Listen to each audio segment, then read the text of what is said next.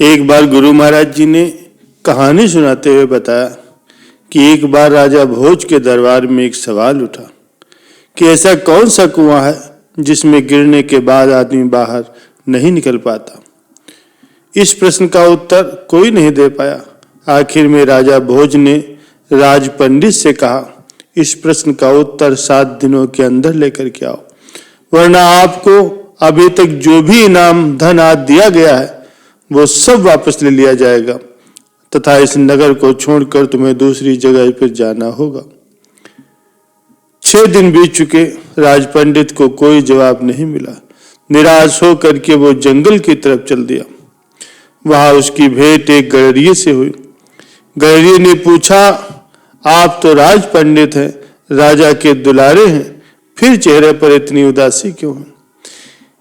पंडित जी ने सोचा कि ये गडरिया मेरा क्या मार्गदर्शन करेगा। ये सोचकर पंडित जी ने कुछ नहीं कहा। इस पर गडरिये ने फिर से कहा, पंडित जी, हम भी सत्संगी, हो सकता है कि आपके प्रश्न का जवाब मेरे पास हो, अतः निसंकोच होकर के कहो। राज पंडित ने प्रश्न बता दिया और कहा, अगर कल तक प्रश्न का जवाब नहीं मिला तो राजा हमें नगर से निकाल देगा। गडरिया बोला, मेरे पास पारस है, उससे खूब सोना बनाओ। एक भोज क्या, लाखों भोज तुम्हारे पीछे घूमेंगे। बस पारस देने से पहले मेरी एक शर्त माननी होगी कि तुम्हें मेरा चेला बनना पड़ेगा। राज पंडित के अंदर पहले तो अहंकार जागा कि इस 2 कौड़ी गडरिये का मैं चेला बनूं, लेकिन स्वार्थ पूर्ति के लिए चेला बनने के लिए वो तैयार हो गए। गडरिया बोला, पहले भेड़ का दूध पियो फिर चेला बनो। राज पंडित ने कहा, यदि ब्राह्मण भेड़ का दूध पिएगा तो उसकी बुद्धि भ्रष्ट हो जाएगी, मैं दूध नहीं पीऊंगा। तो गडरिये ने कहा, तो जाओ, मैं पारस नहीं दूंगा। राज पंडित बोले, ठीक है, मैं दूध पीने को तैयार हूं, मुझे आगे क्या करना होगा? गडरिया बोला, अब तो पहले मैं दूध को जूठा करूंगा, फिर तुम्हें पीना पड़ेगा। राज पंडित ने कहा, तुम तो हद करते हो, ब्राह्मण को अपना जूठा पिलाओगे? तो गडरिया बोला, तो जाओ। राज पंडित बोले, चलो मैं तैयार हूं जूठा दूध पीने के लिए।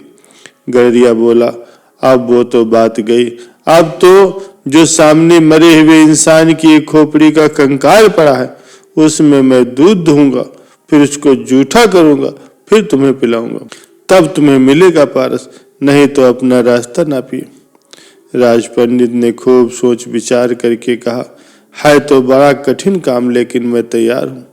गडरिया बोला, मिल गया जवाब पंडित जी, यही वो कुआं है, लोभ और तृष्णा का कुआं, जिसमें एक बार आदमी जो गिर जाता है फिर कभी वो बाहर नहीं निकल पाता। जैसे कि तुम पारस को पाने के लिए इस लोभ रूपी कुएं में गिरते चले जा रहे हो। प्यारे सज्जनों, इसीलिए कहा जाता है कि लोभः पापस्य कारणम, अर्थात लोभ ही पाप का कारण है। लोभ से क्रोध उत्पन्न होता है, लोभ से कामना जागृत होती है, लोभ से ही व्यक्ति मोहित होता है, अर्थात वो अपना विवेक खो बैठता है और वही व्यक्ति के नाश का कारण बनता है।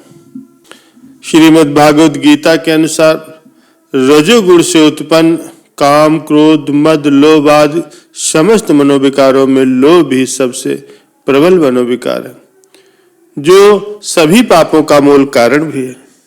लोभ का अर्थ लालच, इच्छा, लिप्सा, चाह, आकांक्षा और लालसा आदि भी होता। व्यक्ति की भौतिक सुख साधनों का अधिक से अधिक लाभ प्राप्त करने की उसकी प्रबल इच्छा का नाम ही लोभ है, जिसे कभी भी तृप्त नहीं किया जा सकता। ठीक उसी प्रकार से जैसे रेगिस्तान की तपती रेत को मेघों के द्वारा अपार जल राशि की वृष्टि करने के बाद भी शीतल नहीं किया जा सकता, इसी प्रकार से व्यक्ति की सदा सदा से अतृप्त रहने वाली लोभ वृत्ति को जितना अधिक संतुष्ट किया जाता है उतना ही उसका लोभ और बढ़ता जाता।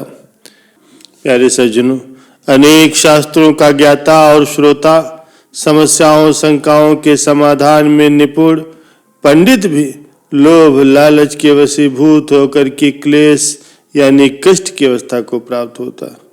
लोभ से ही क्रोध उत्पन्न होता है, लोभ से ही कामना होती है, यानी और भी अधिक धन अर्जित करने की इच्छा जागृत होती है। लोभ से ही व्यक्ति मोह या भ्रम में पड़ जाता है और उसी से वो विनाश की स्थिति पैदा होती है।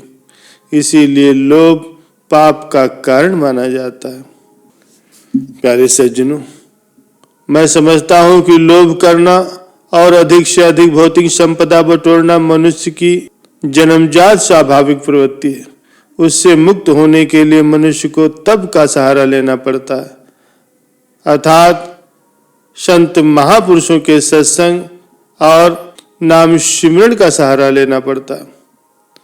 आत्म संयम का भाव मन में लाना पड़ता है। धन संपदा मानव समाज में सदा से ही महत्वपूर्ण स्थान रखते हैं, लेकिन संत महापुरुषों ने सदा से ही समाज को उसकी सीमा निर्धारित करने का उपदेश दिया। कहा भी गया है कि अति सर्वत्र वर्जित है। इसलिए किसी व्यक्ति को कितना चाहिए, इस प्रश्न का विचार करना चाहिए और उसी के अनुरूप धन कमाने का प्रयास करना चाहिए और अति नहीं करनी चाहिए। प्यारे सज्जनों, जो लोग गुरु के प्रकट रूप के सामने नहीं जाते, उनकी शरण ग्रहण नहीं करते, उनसे दूर दूर रहते, वे चाहे कितना भी यत्न कर लें, लेकिन ईश्वर के दरबार में उन्हें फटकारा जाना निश्चित ही है। असल में भजन सुमिरन शरीर को छोड़ने की तैयारी के अलावा और कुछ नहीं। यही भजन का असली मकसद है। प्यारे सज्जनों, जैसे मंच पर नाटक खेलने से पहले आप अपने पार्ट को बार बार दोहराते हैं ताकि आप अपना पार्ट अदा करने में पूरी तरह से कुशल रहें, इसी तरह भजन सुमिरन मौत की हर रोज तैयारी के समान है, ताकि जब भी और जिस तरह से भी हमारी मौत हो, हम उसके लिए पूरी तरह से तैयार रहें। प्यारे सज्जनों, माया के विषैले रसों का प्रभाव दूर करने के लिए शब्द का महारस चखना चाहिए। नाम रूपी अमृत से चारों पदार्थ स्वतः ही प्राप्त होते हैं। हमारी वास्तविक लड़ाई तो अपने मन से है। बामी को पीटने से सांप नहीं मरता, इसी प्रकार से शरीर को कष्ट देने से कभी भी मन वश में नहीं आ सकता। कर्मों का जाल तोड़ने के लिए अज्ञानी जीव शुभ कर्म करता है, और जबकि नेक से नेक कर्म करने का फल भोगने के लिए भी उसे संसार में फिर से आना पड़ेगा। प्यारे सज्जनों, ये समस्त संसार ही मृत्युलोक है, जिस पर यमराज का पहरा है। निर्वाण पद चौथे लोक में है। सच्चे नाम का सुमिरन करते हुए ही वहां तक पहुंचा जा सकता है, जो कि वास्तविक निज घर है।